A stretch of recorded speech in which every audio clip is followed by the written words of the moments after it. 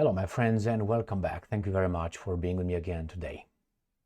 When you make an estimate, you at minimum, you must have some exact numbers from somewhere or about the issue. You can't just imagine. You have to have some indicators that you can grasp, and then you make a wild guess, an approximation, or an estimate. So in this case, the Ukrainians come out and say, well, the Russians still have roughly 900 precision-guided missiles. Now, that's not hard to figure it out. If you say they are roughly 900, you must base your estimate on some clear numbers somewhere. Maybe this is the number the Russians had at the beginning. Then you kind of, almost every time the Russians launched missiles attacks that I covered, they told you exactly how many high precision guided missiles they launched. Then they must know what the production is, when it increases, when it decreases, when it gets delivered, and so on. So you must have all these things. And if you have these things, I would like to know, how do you know this? All right, well, maybe they do, but if I tell you this, I think the Russians have 20. You're going to say, how do you know that? And I'm going to say, well, I have some connections. And what connections you have? Well, I have some people inside the Kremlin, let's say. What are they going to say? Yeah. So you discard my credibility for good reason, because you say, well, you're just an individual somewhere, blah, blah, blah, blah. You don't know anything about me, but you say, he's just a man. Just a man. But here you say the Ukrainian Air Force, so it has authority. You think, oh, they got obviously spies, right? They got informants. They got security service, they call it. They got all kinds of people that can get information. They must know. No, sometimes they don't know. And they lie. I'm not talking about this one that's a lie. Let's see what kind of evidence. And I didn't read the article, but I'm suspecting that a lot of might, may, could, possibly, maybe, all these words will be attached to their statements. Let's see. Remember, an estimate, an approximation. I approximate the Russians still have precision guide missiles. Okay, what are I talking about? It's a wild, inclusive. You didn't give me details. How do you know that? All right, Ukrainian Air Force estimates Russia still has roughly 900 precision guided missiles. Well, maybe they do, maybe they don't. Let's see. After a massive attacks on Ukraine Air Force spokesperson Yuri Ihnat said during the Nation Telethon program on January 28. Why would you say that? I don't know if 900 is a lot or not. I mean, if you look at it, that's about what? 10 attacks? That could be 10 weekends. Because if they start launching attacks like they did in 2022, in October, November, December, and January 2023 and February 2023, about what? 80, 90, 120 missiles per attack, sometimes twice a week, sometimes once a month. It depends. It's spread. So nevertheless, I would say every weekend, if I make an estimate, a pattern would be every week would be at least one attack of, let's say, 80 missiles. 10 weeks, you got 800 missiles. So that would be, that's why I said, that means 10 weeks. Could be, I don't know. Is that a lot? And how many do you produce? If you have only 900, that means obviously you consume more than you have. But we must know how many you had at the beginning. How many, because we know how many you used. All right, let's go back to this article. Maybe they tell us, right? And why do you say that? Do you say that to tell the world that they need to pay up? Is that why you tell them? You don't say that to scare your people, because they say, oh shit, we're done. Or maybe you say that to ridicule the Russians. Say, hey, see, they're almost depleted. Which one is it? According to the latest data, they have data. Data means information, clear information. Is not estimation. Data. They still have about 900 long-range precision missiles. So they have the data. That's clear. But how do you know they have about? If you have the data, you know exactly how many. 925, 922, 949. How many you got? Anyway, that's an approximation. The Russian military used almost all the missiles they managed to produce after previous attacks. How do you know that? How do you know? So they mostly use what they produce, said Ignat. Okay, that is why the numbers has remained at this level. Well, that's smart, don't you think? Well, I don't know.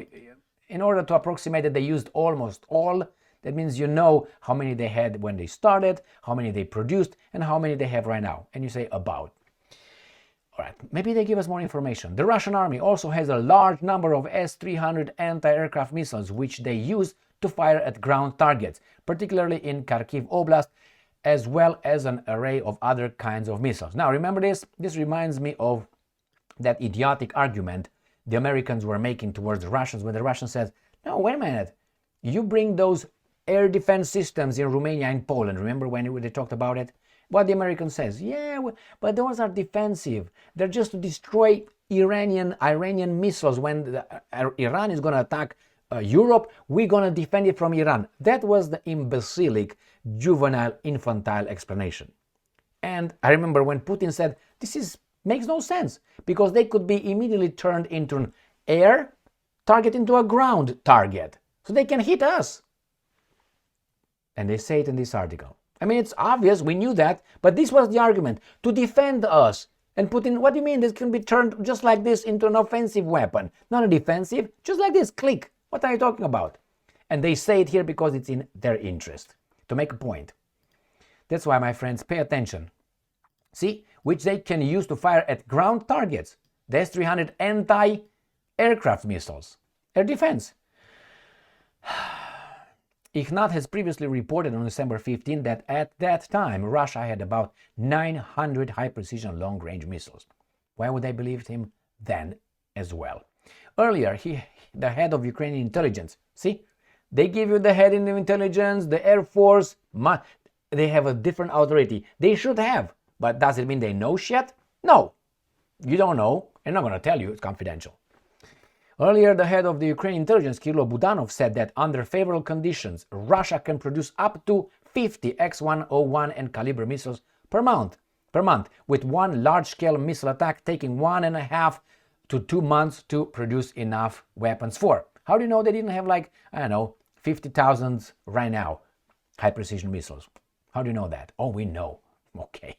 During its massive missile attack from December 29 to January 23, the Russian military fired at least 150 missiles of various types at Ukraine. So see, they know exactly how many, or at least they know an average, because they're good. So this is it, my friends. What do you think? So let's see. Why would they say that? Would they say it I think with half of the mouth, they say it towards the Western guys and half towards their own boys. Hey, see, they're depleting them. Keep fighting. Hey, we're depleting them. Or, hey, we're not depleting them. They got so many. What the hell, man? Give us. Or, oh, they don't have only 900. Give us more. We're going to destroy them. Give those F-16 so they can use some of theirs on hitting the F-16s. How about that one? I don't know, my friends. This article was really made and if I would work for a company or for a department and I come out and tell you, let's say I have a certain kind of title and make a claim, you cannot verify that whatsoever. You would not. And if these guys cover for me, I can say what the fuck ever I want. How are you going to find out? Ask the Russians? Are you going to go and count them? 1, 2, 3, 4? No, you're not going to do that. The same. These guys lie under the cloak of authority. I'm not saying these guys particularly.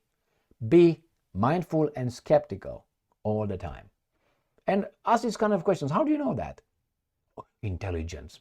The intelligence Saddam Hussein had weapons of mass destruction. Didn't they say that? And it was the best intelligence in the world. So if they make mistakes, which I don't think it was a mistake, I think it was a purpose lie, that's a different story over there, right? Again, how do I know? I don't trust any of this. Being Russian, Ukrainian, French, Romanian, American. No. Trust is built. And unfortunately, the intelligence community or these departments, these agencies, part of their job is disinformation. That's what it is. They are working to disinform and they are over there to provide propaganda. You know, CIA has its own programs where they tell you that's propaganda programs. Look for them. I don't watch them, but I know they have them. You can go and access them. Go on CIA, and you're gonna find them. Remember the last one about what, a week ago? They sent it to the Russians, and they published it on X. Telling that, hey, you should defect, you should, the special agents in Russia should become informants from us, turn around, and that was initially promoted or aired on their CIA programs. Go and look for them. Go on their site, and you're going to find them. Thank you very much for being with me again today. Stay strong, stay smart, look for the truth, and be just.